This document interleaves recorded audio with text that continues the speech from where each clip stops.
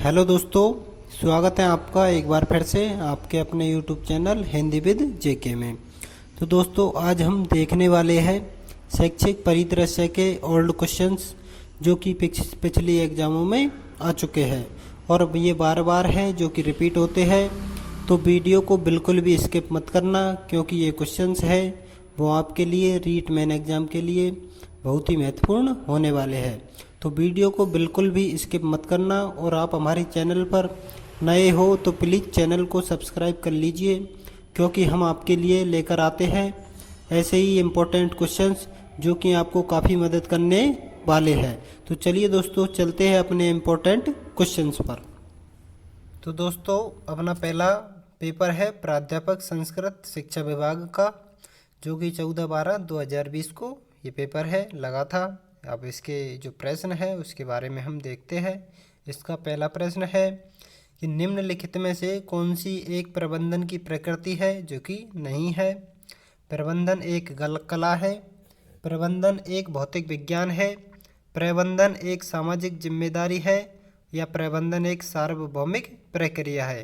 तो दोस्तों, इसका जो आंसर है वो है ऑप्शन नंबर बी, प्रबंधन एक भौतिक विज्ञान है। यह इसके प्रबंधन की जो प्रकृति है वो नहीं है। नहीं तो इसके जो प्रबंधन की प्रकृति है वो प्रबंधन एक कला है, प्रबंधन एक सामाजिक जिम्मेदारी होती है, प्रबंधन एक सार्वभौमिक प्रक्रिया है। अगला प्रश्न है, राजस्थान माध्यमिक शिक्षा बोर्ड के संगठनात्मक ढांचे में राज्य सरकार द्वारा नामित सदस्यों की संख्या है वो कितनी होती है? 15, 17, 7 या 11। तो दोस्तों, इसका जो आंसर है वो है ऑप्शन नंबर बी 17, जो कि राजस्थान माध्यमिक शिक्षा बोर्ड के जो ढांचे में राज्य सरकार द्वारा जो नामित सदस्यों की संख्या होती है वो 17 होती है। अगला प्रश्न है, भारत स्काउट एवं गाइड कौन से वर्ष से अस्तित्व में आया? 7 नवंबर 1901, 7 नवंबर 1951, 7 नवंबर 1909 या 7 नवंबर 1950। तो दोस्तों, इसका जो आंसर है वो है ऑप्शन नंबर डी, 7 नवंबर 1950 को भारत स्काउट एवं गाइड है वो अस्तित्व में आया था।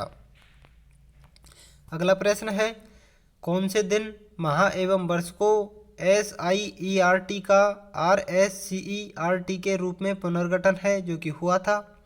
14 अगस्त 2018 को, 14 अगस्त 2016 को, 14 अगस्त 2008 को या 14 सितंबर 2010 को। तो दोस्तों, इसका जो आंसर है वो है ऑप्शन नंबर ए, 14 अगस्त 2018 को। अगला प्रश्न है, शैक्षिक प्रबंधन एवं प्रशासन के लिए लूथर गुलिक द्वारा प्रदत्त सूत्र है पोस्ट कार्ब में अक्षर डी का अर्थ है वो क्या है? प्रारूप यानी कि डिजाइन, वितरण यानी कि डिस्ट्रीब्यूशन, विकासशील यानी कि डेवलपिंग या निर्देशन जो कि डायरेक्टिंग। तो दोस्तों, इसका जो आंसर है वो ऑप्शन नंबर डी, निर्देशन जो कि डायरेक्टिंग। अगला प्रश्न है, भारत के संविधान के किस अनुच्छेद के तहत 6 से 14 वर्ष के बच्चों के लिए निःशुल्क एवं अनिवार्य शिक्षा का जो प्रावधान है वो किया गया है? 14, 21A, 48 या 50। तो इसका जो आंसर है वो है ऑप्शन नंबर बी, 21A के अंतर्गत। अगला प्रश्न है, किस वर्ष में राजस्थान के 14 जिलों में प्रथम चरण के अंतर्गत डाइट की जो स्थापना है वो की गई थी? जून 1995 को, जून 1996, दिसंबर 1997 को या दिसंबर 1998 को। तो इसका जो आंसर है वो है ऑप्शन नंबर ए, जून 1995 को राजस्थान के 14 जिलों में प्रथम चरण के अंतर्गत है जो कि डाइट की स्थापना है वो जून 1995 को की गई थी। अगला प्रश्न है, RTE एक्ट 2009 की कौन सी धारा है जो कि यह दर्शाती है कि प्रत्येक माता पिता या संरक्षक का यह कर्तव्य होगा कि वह आसपास के विद्यालय में प्रारंभिक शिक्षा के लिए अपनी संतान या प्रतिपाल्य का प्रवेश दिलाए? धारा 3 के अंतर्गत, धारा 15 के अंतर्गत, धारा 7 के अंतर्गत या धारा 10 के अंतर्गत। तो इसका जो आंसर है वो है ऑप्शन नंबर डी, धारा 10 के अंतर्गत। अगला प्रश्न है, डाइस द्वारा प्रारंभ में कौन से स्तर की जो शिक्षा के लिए कार्य है वो आरंभ किया गया था? प्राथमिक शिक्षा के लिए, महाविद्यालयी शिक्षा के लिए, उच्च माध्यमिक शिक्षा के लिए या माध्यमिक शिक्षा के लिए? तो इसका जो आंसर है वो ऑप्शन नंबर ए, प्राथमिक शिक्षा के लिए। अगला प्रश्न है, कौन से वर्ष में डीडी ज्ञान दर्शन है जो कि आरंभ किया गया था?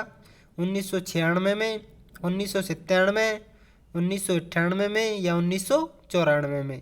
तो दोस्तों इसका जो आंसर है वो ऑप्शन नंबर बी 1997 में जो कि डीडी ज्ञान दर्शन है वो आरंभ किया गया था। अगला प्रश्न है, DISE नामक सॉफ्टवेयर के डेटाबेस का प्रथम जो संस्करण है वो 1995 के मध्य में कौन सी संस्था द्वारा जारी किया गया था?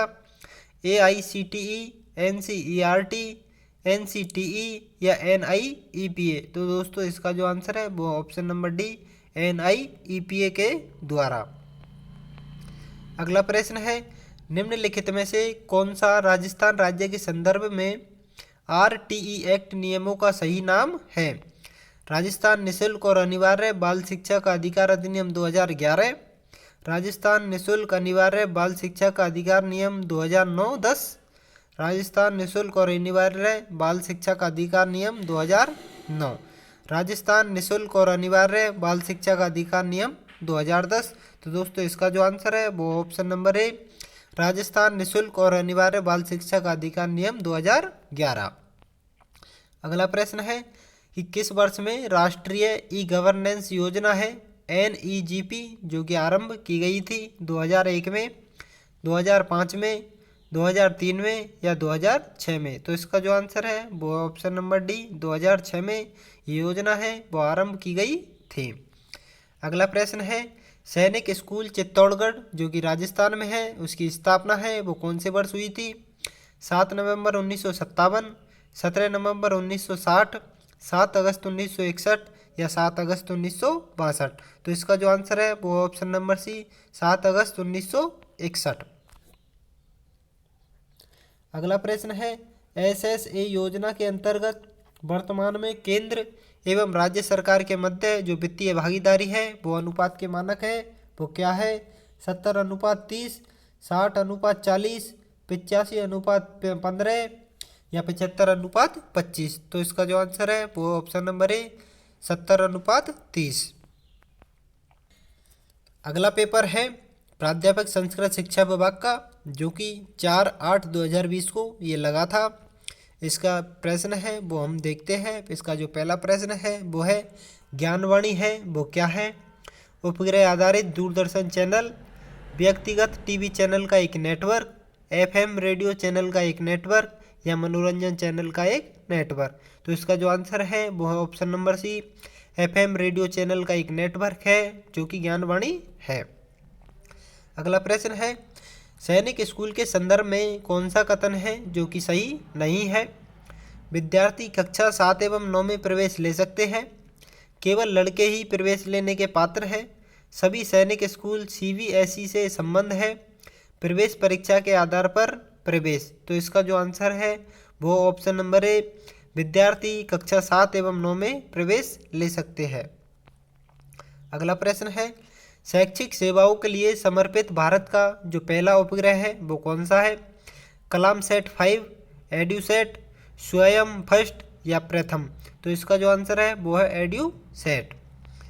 अगला प्रश्न है, शिक्षा के लिए जिला सूचना प्रणाली जो कि डाइस है वो किसने विकसित की थी? NUEPA, IASE, NCERT या SIERT? तो इसका जो आंसर है वो है NUEPA। अगला प्रश्न है, उत्तर पूर्वी क्षेत्रीय शिक्षा संस्थान शिलांग की स्थापना है वो कौन से वर्ष में हुई थी? 1978 में, 1995 में, 1975 में या 1985 में? तो इसका जो आंसर है वो ऑप्शन नंबर बी 1995 में।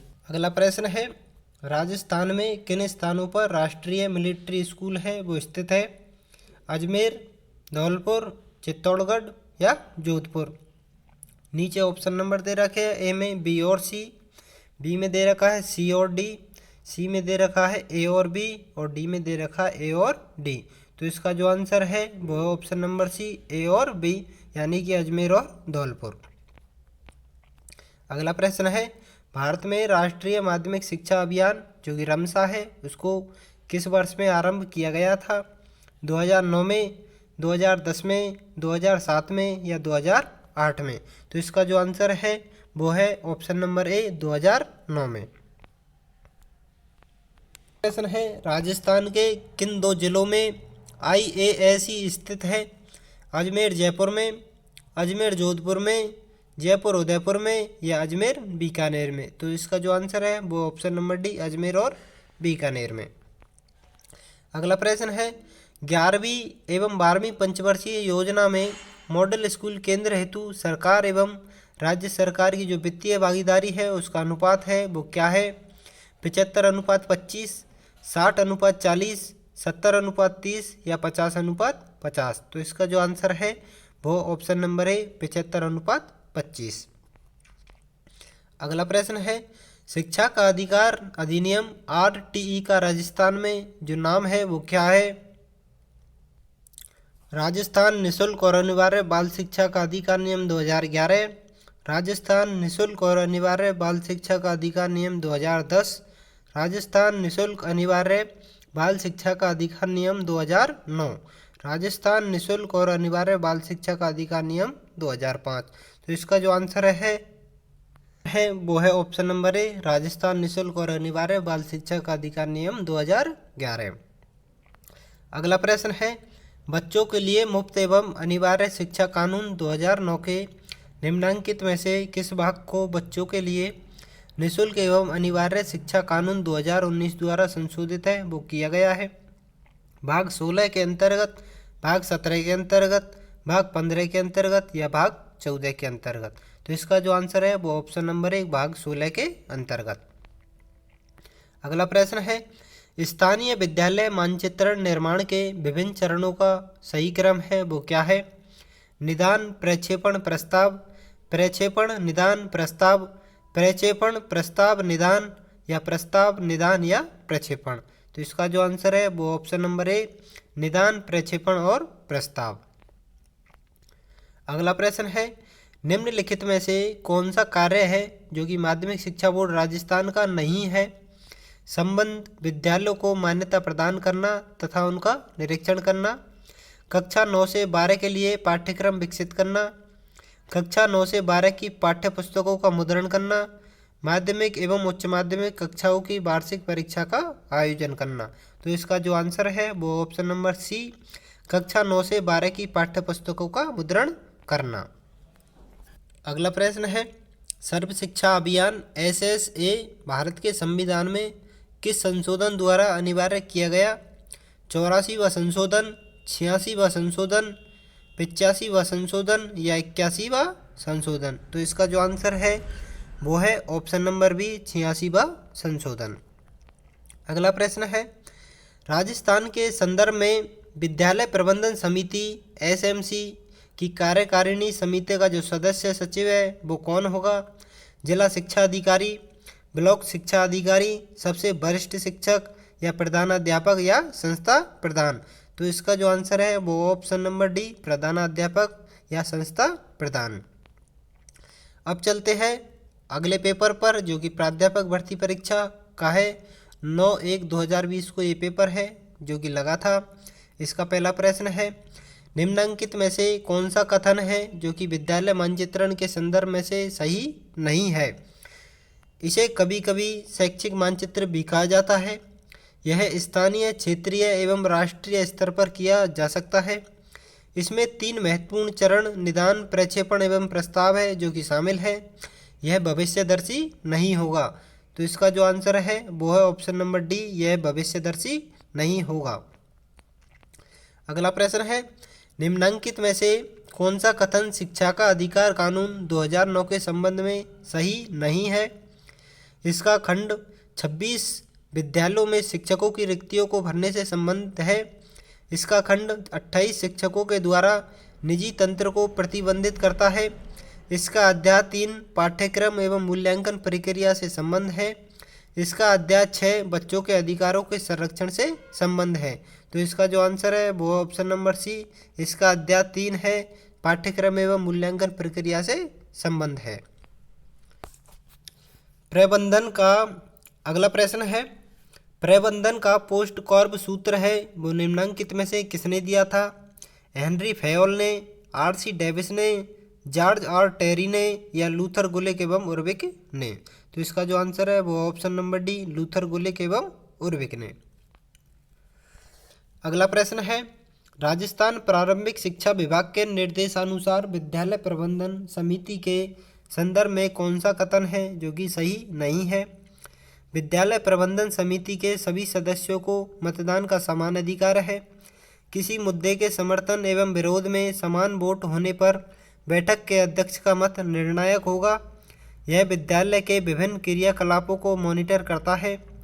विद्यालय प्रबंधन समिति को विद्यालय में विशेष आवश्यकता वाले विद्यार्थियों के नामांकन एवं सुविधाओं की मॉनिटर करने की आवश्यकता नहीं है। तो इसका जो आंसर है वो है ऑप्शन नंबर डी। विद्यालय प्रबंधन समिति को विद्यालय में विशेष आवश्यकता वाले जो विद्यार्थी हैं उनके नामांकन एवं सुविधाओं को मॉनिटर करने की आवश्यकता नहीं है। अगला प्रश्न है, शिक्षा का अधिकार कानून 2009 के किस अध्याय में विद्यालय एवं शिक्षकों की जिम्मेदारियों का वर्णन है। अध्याय 1 में, अध्याय 3 में, अध्याय 4 में या अध्याय 2 में। तो इसका जो आंसर है वो ऑप्शन नंबर सी, अध्याय 4 में। अगला प्रश्न है, निम्नलिखित में से किस वर्ष से सैनिक स्कूल झुंझुनू ने कार्य करना आरंभ कर दिया था। 2016 में, 2017 में, 2018 में या 2015 में। तो इसका जो आंसर है वो है ऑप्शन नंबर सी, 2018 में। अगला प्रश्न है, ज्ञानवाणी है एक शैक्षिक एफएम रेडियो नेटवर्क, एक शैक्षिक दूरदर्शन चैनल, एक आवासीय कक्षा या एक मॉडल आधारित अधिगम। तो इसका जो आंसर है वो ऑप्शन नंबर ए, एक शैक्षिक दूरदर्शन चैनल। प्रश्न है, निम्नलिखित में से कौन सा राष्ट्रीय मिलिट्री स्कूल का सर्वोच्च निकाय है। केंद्रीय गवर्निंग परिषद, कार्य परिषद, प्रबंध समिति या विद्या परिषद। तो इसका जो आंसर है वो ऑप्शन नंबर ए, केंद्रीय गवर्निंग परिषद। अगला प्रश्न है, निम्नलिखित में से कौन सा भारत में EMIS का उदाहरण है। DISC, NIEPA, DPEP, EMM। तो इसका जो आंसर है वो ऑप्शन नंबर ए, DISE। अगला प्रश्न है, विद्यालय मानचित्रण के नैदानिक स्तर पर निम्नलिखित में से कौन सा कार्य है जो कि समाहित नहीं है। विद्यालयों की वर्तमान आवश्यकता का अध्ययन, विद्यालयों को वर्तमान आपूर्ति का अध्ययन, विद्यालयों की वर्तमान आवश्यकता के भौगोलिक वितरण का अध्ययन या विद्यालयों के नेटवर्क में संशोधन। तो इसका जो आंसर है वो ऑप्शन नंबर डी, विद्यालयों के नेटवर्क में संशोधन। अगला प्रश्न है, भारत स्काउट एवं गाइड की स्थापना है वो कब हुई थी। 7 नवंबर 1950, 9 नवंबर 1949, 7 अक्टूबर 1950 को या 7 अक्टूबर 1949 को। तो इसका जो आंसर है वो है ऑप्शन नंबर ए, 7 नवंबर 1950 को। अगला प्रश्न है, निम्नलिखित में से कौन सा जिला CTE अध्यापक शिक्षा महाविद्यालय उदयपुर को आवंटित है नहीं है। उदयपुर, कोटा, पाली या भरतपुर। तो इसका जो आंसर है वो है भरतपुर, जो कि उदयपुर को आवंटित नहीं है। अगला प्रश्न है, निम्नलिखित में से कौन सा विभाग SIERT उदयपुर में नहीं है। अध्यापक शिक्षा विभाग, विज्ञान एवं गणित विभाग, स्त्री अध्ययन विभाग या पाठ्यक्रम एवं मूल्यांकन विभाग। तो इसका जो आंसर है वो है ऑप्शन नंबर सी, स्त्री अध्ययन विभाग। अगला प्रश्न है, निम्न में से किस वर्ष में मिलिट्री स्कूलों का नाम जो कि परिवर्तित कर राष्ट्रीय मिलिट्री स्कूल है वो किया गया था। वो कब किया गया था। 2006 में, 2007 में, 2008 में या 2017 में। तो इसका जो आंसर है वो ऑप्शन नंबर बी, 2007 में। अब चलते हैं अगले पेपर पर जो कि प्राध्यापक भर्ती परीक्षा का है। 6/1/2020 को ये पेपर है जो कि लगा था। इसका पहला प्रश्न है, विद्यालय प्रबंधन के लिए निम्नलिखित में से सिद्धांतों का कौन सा सेट या समूह है जो कि सबसे अधिक उपयुक्त है। सहयोग, समानता, लचीलापन और साझा उत्तरदायित्व, अति संरचना, लचीलापन और नियत उत्तरदायित्व, सहयोग, दृढ़ता, समानता और नियत उत्तरदायित्व, सहयोग, दृढ़ता, समानता और नियत उत्तरदायित्व। तो दोस्तों इसका जो आंसर है वो ऑप्शन नंबर ए, सहयोग, समानता, लचीलापन और साझा और उत्तरदायित्व। अगला प्रश्न है, सर्व शिक्षा अभियान के लक्ष्यों के अनुसार 6 से 14 आयु वर्ग के सभी बालकों के लिए प्रारंभिक शिक्षा किस वर्ष तक उपलब्ध है जो कि हो जानी चाहिए। 2000 तक, 2020 तक, सन 2010 तक या सन 2005 तक? तो इसका जो आंसर है वो ऑप्शन नंबर सी 2010 तक। अगला प्रश्न है, निम्नलिखित में से कौन सा कार्य शैक्षिक प्रबंधन से संबंधित है? विद्यालय संगठन, गतिविधियों की योजना, प्रणाली नियंत्रण या सभी विकल्प सही है? तो इसका जो आंसर है वो ऑप्शन नंबर डी सभी विकल्प सही है। अगला प्रश्न है, शैक्षिक संस्थाओं की दीर्घकालिक निर्णय योजना का सर्वाधिक प्रभावी उपागम निम्नलिखित पर आधारित होना चाहिए। वो किस पर होना चाहिए? स्पष्ट और साझा दृष्टि पर, आर्थिक पक्ष पर बल देना, उपयुक्त प्रक्रिया का उपयोग, परिणामों पर बल देना, परिपक्व टीम का उपयोग या परिणामों के प्रति स्पष्ट प्रतिबद्धता। तो दोस्तों यहाँ ऑप्शन दे रखे हैं, ऑप्शन ए में ए, बी, सी और डी, बी में दे रखा है बी और सी में दे रखा है ए, बी और सी और डी में दे रखा है बी, सी और डी। तो दोस्तों इसका जो आंसर है वो ऑप्शन नंबर बी और सी। अगला प्रश्न है, वार्षिक प्रक्रिया के लिए शैक्षिक सूचना प्रणाली प्रबंधन का सही चक्र है वो कौन सा है? आंकड़ों का एकत्रीकरण, आंकड़ों का विश्लेषण, आंकड़ों का लेखन या आंकड़ों की प्रक्रिया? ऑप्शन नंबर बी आंकड़ों का लेखन, आंकड़ों की प्रक्रिया, आंकड़ों का एकत्रीकरण या आंकड़ों का विश्लेषण? ऑप्शन नंबर सी आंकड़ों की प्रक्रिया, आंकड़ों का विश्लेषण, आंकड़ों का लेखन या आंकड़ों का एकत्रीकरण?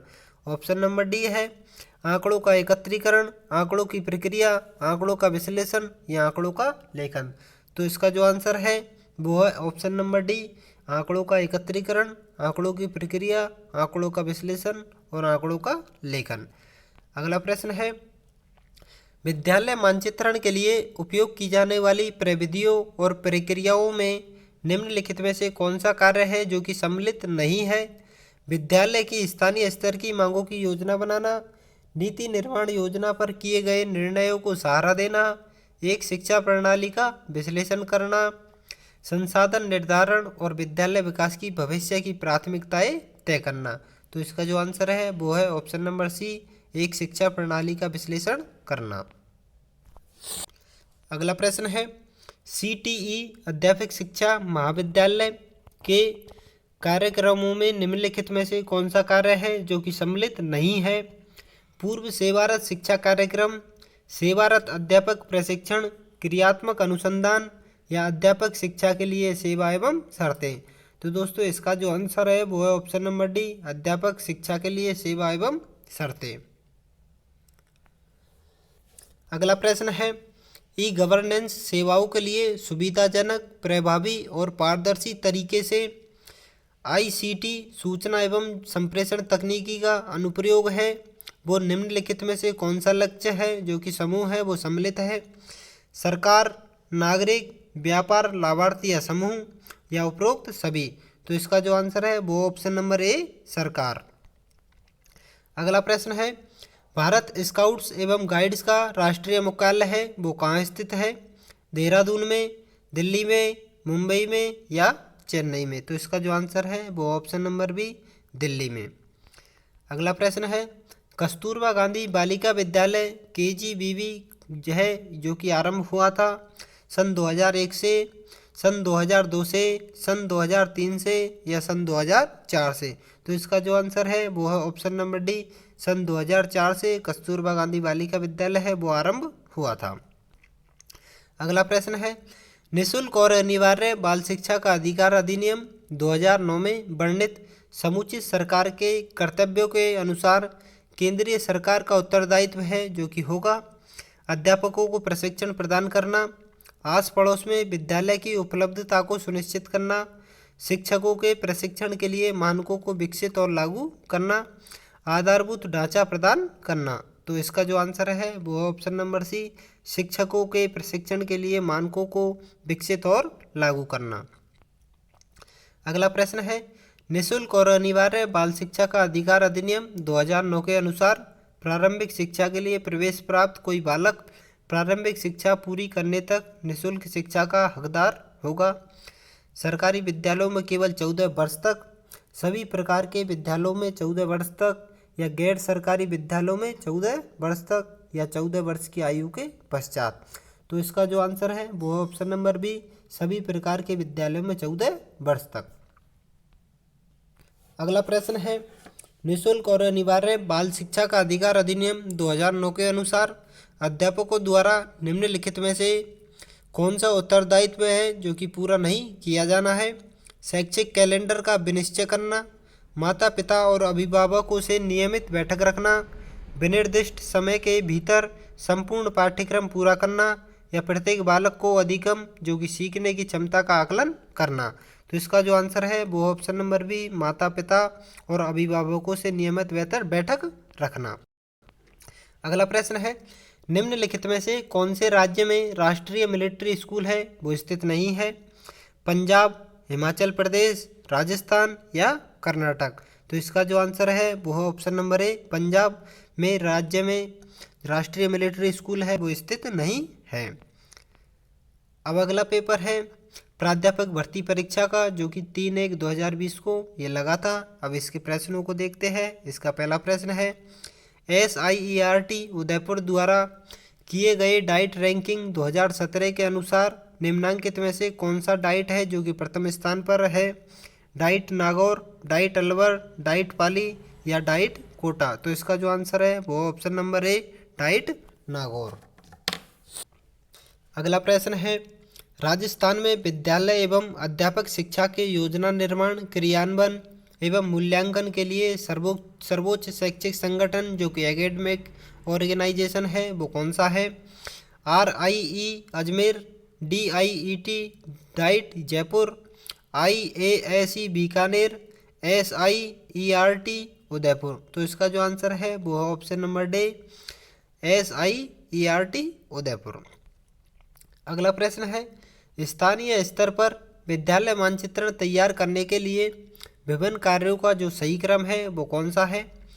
प्रस्ताव, निदान, प्रक्षेपण, निदान, प्रस्ताव, प्रक्षेपण, निदान, प्रक्षेपण, प्रस्ताव या प्रक्षेपण, निदान और प्रस्ताव? तो इसका जो आंसर है वो है ऑप्शन नंबर सी, निदान, प्रक्षेपण और प्रस्ताव। अगला प्रश्न है, एक EMIS के विकास का प्रथम चरण है वो क्या है? सूचना संग्रहण, लक्ष्य एवं उद्देश्यों को परिभाषित करना, डाटा आवश्यकताओं की पहचान करना या डाटाबेस की स्थापना करना? तो इसका जो आंसर है वो है ऑप्शन नंबर बी, लक्ष्य एवं उद्देश्यों को परिभाषित करना। अगला प्रश्न है, निम्नांकित में से किस समिति की अनुशंसा के आधार पर SIERT उदयपुर की स्थापना है वो की गई थी? यशपाल समिति, पालीवाल समिति, वर्मा समिति या मेहरोत्रा समिति? तो इसका जो आंसर है वो है ऑप्शन नंबर डी, मेहरोत्रा समिति की सिफारिश पर। अगला प्रश्न है, सेवाकालीन शिक्षक प्रशिक्षण हेतु निम्नांकित में से कौन सा जिला CTE शिक्षक प्रशिक्षण महाविद्यालय हटुंडी के अंतर्गत नहीं आता है? कोटा, नागौर, भीलवाड़ा और टोंक? तो इसका जो आंसर है वो ऑप्शन नंबर ए, कोटा, और बाकी के तीनों है वो हटुंडी के अंतर्गत आते हैं। अगला प्रश्न है, भारत में dice district information system for education का प्रथम प्रारूप है वो निम्नांकित में से किस वर्ष में जारी किया गया था? वर्ष 1994 में, वर्ष 1996 में, वर्ष 1995 में या वर्ष 1997 में? तो इसका जो आंसर है वो ऑप्शन नंबर सी, वर्ष 1995 में।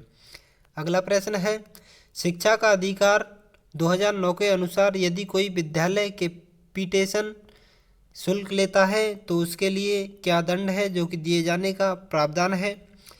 लिए गए प्रति व्यक्ति शुल्क के 10 गुना तक अर्थदंड, लिए गए प्रति व्यक्ति शुल्क के 30 गुना तक अर्थदंड, लिए गए प्रति व्यक्ति शुल्क के 10 गुना तक अर्थदंड एवं साल का कारावास, लिए गए प्रति व्यक्ति शुल्क के 20 गुना तक अर्थदंड?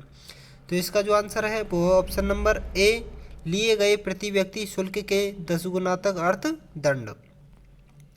अगला प्रश्न है, भारत का प्रथम डाइस परियोजना को निम्नांकित में से किस अंतर्राष्ट्रीय संस्था द्वारा वित्तीय सहायता है वो प्रदान की गई थी? चाइल्ड इंटरनेशनल, यूनेस्को, यूनिसेफ या स्कूल इंटरनेशनल? तो इसका जो आंसर है वो है ऑप्शन नंबर सी, यूनिसेफ। अगला प्रश्न है, केंद्रीय बजट 2018-19 में सर्व शिक्षा अभियान की समाहित सर्व शिक्षा अभियान है उसको समाहित कर दिया गया है। पंडित मदन मोहन मालवीय मिशन में, समग्र शिक्षा अभियान में, राष्ट्रीय उच्चतर शिक्षा अभियान में, या कोई विकल्प सही नहीं है। तो इसका जो आंसर है वो है ऑप्शन नंबर सी, राष्ट्रीय उच्चतर शिक्षा अभियान में। निम्नलिखित में से कौन सा शिक्षा का अधिकार कानून 2009 के संदर्भ में सही नहीं है? इसका भाग 17 बच्चों को दंड से रक्षा करता है। इसके भाग 21 में विद्यालय प्रबंधन समिति का प्रावधान है। इसका भाग 28 शिक्षकों के निजी ट्यूशन को निषिद्ध करता है। या इसका भाग 14 प्रति व्यक्ति शुल्क संग्रहण का निषेध करता है। तो इसका जो आंसर है वो ऑप्शन नंबर डी, इसका जो भाग है 14 है वो प्रति व्यक्ति शुल्क संग्रहण का निषेध करता है। अगला प्रश्न है, निम्नलिखित में से कौन सा हेनरी फेयोल द्वारा दिए गए प्रबंधन के कार्य में समाहित नहीं है? योजना निर्माण, बजट निर्माण, समादेश या संगठन। तो इसका जो आंसर है वो ऑप्शन नंबर बी, बजट निर्माण। अगला प्रश्न है, क्षेत्रीय शिक्षा संस्थान RIE अजमेर के संबंध में निम्नलिखित में से कौन सा जो कथन है जो कि सही नहीं है? इस संस्थान में प्रवेश राजस्थान संयुक्त प्रवेश परीक्षा द्वारा किए जाते हैं। इसकी स्थापना 1963 में की गई थी। यह MDS विश्वविद्यालय अजमेर से संबंध है। इसका प्रबंधन एवं नियंत्रण NCERT करता है। तो इसका जो आंसर है वो है ऑप्शन नंबर ए, इस संस्थान में प्रवेश राजस्थान संयुक्त प्रवेश परीक्षा द्वारा किए जाते हैं। अगला पेपर है स्कूल व्याख्याता परीक्षा जो कि 2016 में ये लगा था। अब इसके प्रश्नों को देखते हैं। इसका पहला प्रश्न है, NCF 2005 के मार्गदर्शक सिद्धांतों में कौन सा कथन अधिक उपयुक्त है? ज्ञान को विद्यालय के बाहरी जीवन से जोड़ना, यह सुनिश्चित करना कि सीखना रटंत प्रणाली से मुक्त हो, परीक्षा को अधिक लचीला बनाना और कक्षा की गतिविधियों को जोड़ना, यह सभी वाक्य सही है। तो इसका जो आंसर है वो है ऑप्शन नंबर डी, सभी वाक्य है जो कि सही है। अगला प्रश्न है, सतत शिक्षा एवं साक्षरता विभाग के तहत साक्षर भारत कार्यक्रम में निम्न में से कौन से आयाम और शामिल किए गए हैं? चुनावी एवं वित्तीय साक्षरता, कानूनी साक्षरता, आपदा प्रबंधन एवं नागरिक सुरक्षा, या उक्त सभी। तो इसका जो आंसर है वो है ऑप्शन नंबर डी, उक्त सभी को इसमें शामिल किया गया है। अगला प्रश्न है, भारत स्काउट एवं गाइड संस्था को गत 23वीं वर्ल्ड जम्बूरी अगस्त 2015 में किस देश में आयोजित है वो की गई थी? चीन, श्रीलंका, जापान या थाईलैंड में। तो इसका जो आंसर है वो है ऑप्शन नंबर सी, जापान में। अगला प्रश्न है, राज्य सरकार द्वारा चलाए जा रहे अंग्रेजी माध्यम वाले विद्यालय जो केंद्रीय माध्यमिक शिक्षा बोर्ड से मान्यता प्राप्त है, उत्कृष्ट केंद्र के रूप में स्थापित हुए हैं, वे कौन से है? नवोदय विद्यालय, सैनिक स्कूल, शारदीय बालिका छात्रावास, या स्वामी विवेकानंद राजकीय मॉडल स्कूल। तो इसका जो आंसर है वो है option number D, Swami Vivekananda राजकीय मॉडल स्कूल। अगला प्रश्न है, शिक्षा का अधिकार अधिनियम 2009 के मान एवं मानकों के अनुसार प्राथमिक स्तर कक्षा 1 से 5 तक के 200 छात्रों के लिए शिक्षकों की संख्या है वो कितनी होगी? 4, 5, 6 या 7। तो इसका जो आंसर है वो है ऑप्शन नंबर सी, 6। अगला प्रश्न है, शिक्षा का अधिकार अधिनियम 2009 की धारा 29(1) के तहत राज्य की घोषित शैक्षिक प्राधिकारी जो संस्था है वो कौन सी है? माध्यमिक शिक्षा बोर्ड, SIERT सर्व शिक्षा अभियान, या राष्ट्रीय माध्यमिक शिक्षा अभियान। तो इसका जो आंसर है वो ऑप्शन नंबर बी, SIERT। अगला प्रश्न है, SIQE का पूरा नाम है वो क्या है? State institute of quality education, state initiative for quality education, state initiative of quality education, या state improvement programme of quality education. तो इसका जो आंसर है वो है option number B, state initiative for quality education. अगला प्रश्न है, IASE, CTE एवं सभी जिलों की डाइट्स को शैक्षिक मार्गदर्शन एवं संबलन प्रदान करने हेतु राज्य की जो नोडल एजेंसी है वो कौन सी है? SIERT, रमसा, SSA या RSTV? तो इसका जो आंसर है वो है ऑप्शन नंबर ए, SIERT। अगला प्रश्न है, शाला प्रबंध समिति की मासिक बैठक है वो कब होती है? द्वितीय शनिवार को, चौथे शनिवार को, पूर्णिमा को या अमावस्या को? तो इसका जो आंसर है वो ऑप्शन नंबर डी, अमावस्या को। अगला प्रश्न है, निम्न में से कौन सा कथन विद्यालय प्रबंधन समिति के बारे में सही नहीं है?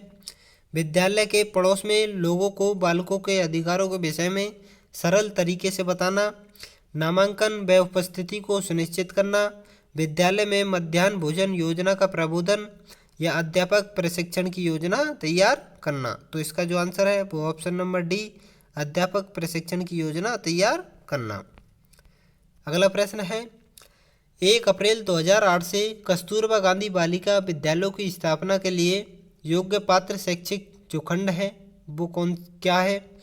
शैक्षिक खंड ग्रामीण महिला साक्षरता 30% से कम है, शैक्षिक खंड जहां ग्रामीण महिला 40% से कम है, शैक्षिक खंड एवं ग्रामीण महिला साक्षरता 46.31% से कम है, या शैक्षिक खंड जहां ग्रामीण महिला साक्षरता जो दर है वो 36.13% से कम है।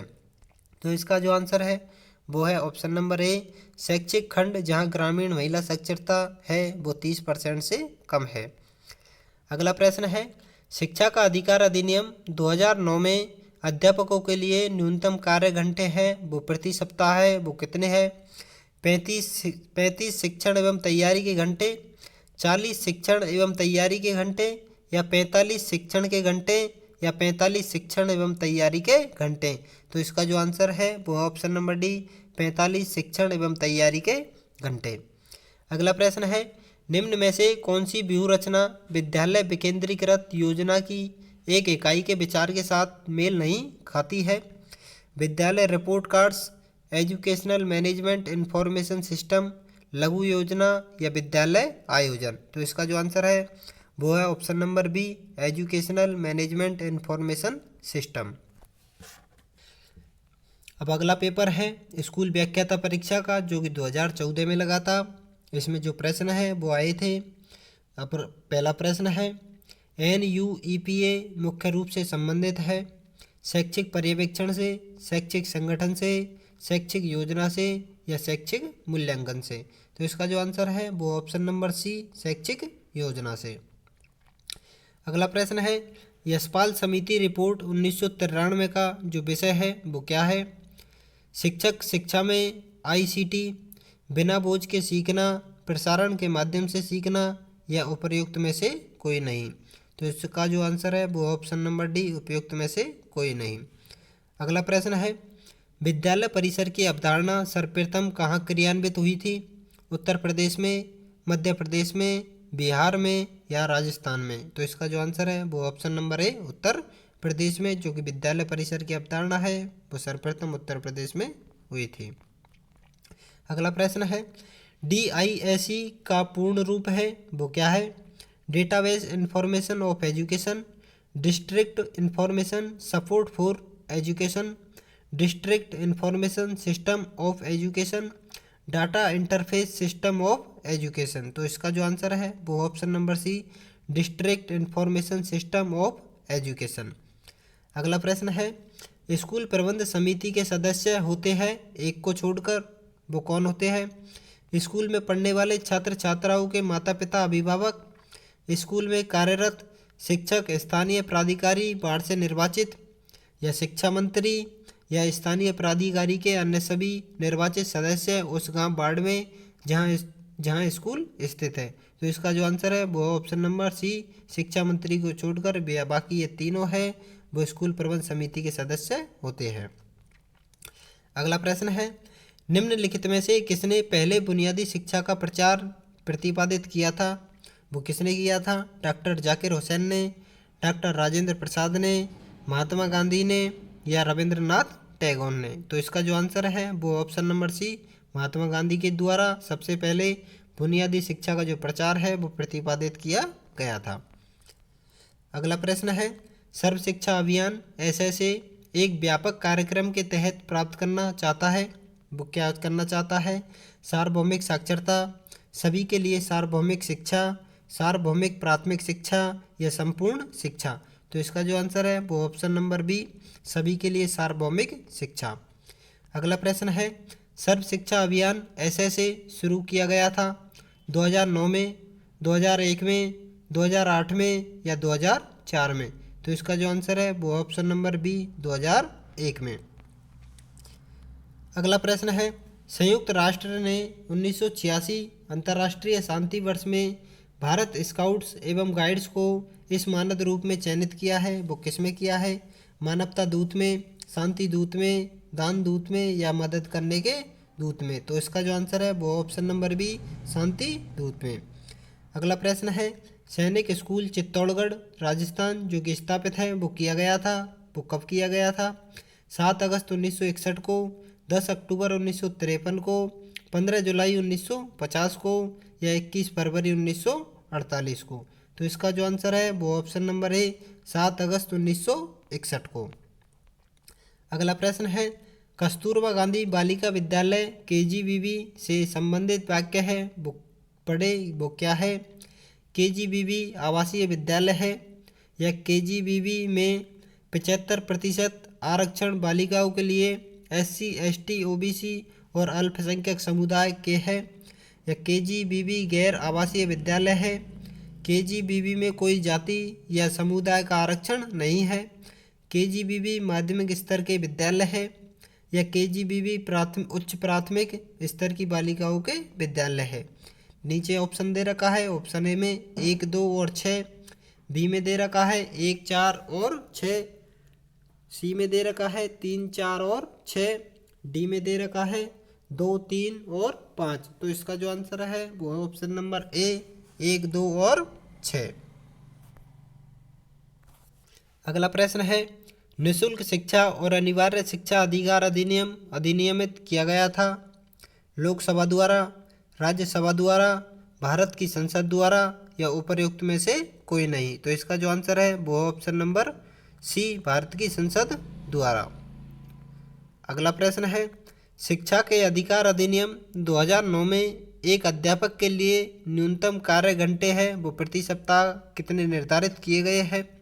40 घंटे, 45 घंटे, 50 घंटे या 55 घंटे? तो इसका जो आंसर है वो ऑप्शन नंबर बी, 45 घंटे। अगला प्रश्न है, शिक्षा के अधिकार अधिनियम 2009 में विद्यालय प्रबंध समिति में भर्ती विद्यार्थियों के माता पिता या अभिभावकों की न्यूनतम सदस्य संख्या है वो प्रतिशत में निर्दिष्ट है, वो कितनी है? 20%, 75%, 60% या 50%? तो इसका जो आंसर है वो है ऑप्शन नंबर बी, 75%। अगला प्रश्न है, शिक्षण का सत्तावादी स्तर केंद्रित है? शिक्षक केंद्रित, शिशु केंद्रित, प्रधानाध्यापक केंद्रित या अनुभव आधारित? तो इसका जो आंसर है वो ऑप्शन नंबर ए, शिक्षक केंद्रित।